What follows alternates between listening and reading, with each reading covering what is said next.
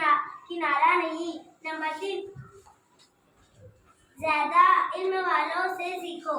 की बात है कि पहाड़ों से घर हुए थे एक खूबसूरत।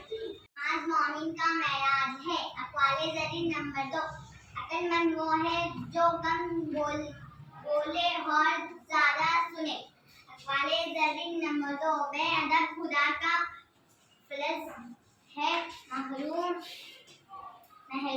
हमेशा हुकूमत करता था। बादशाह का नाम तो अफजल था, लेकिन अपने नाम के बरअक्स वो सालम बादशाह था।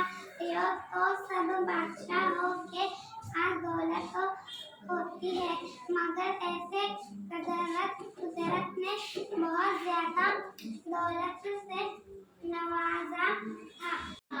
वो अपने एक दादी माँ के सिलसिले में तो राज के एक दौर दराज शहर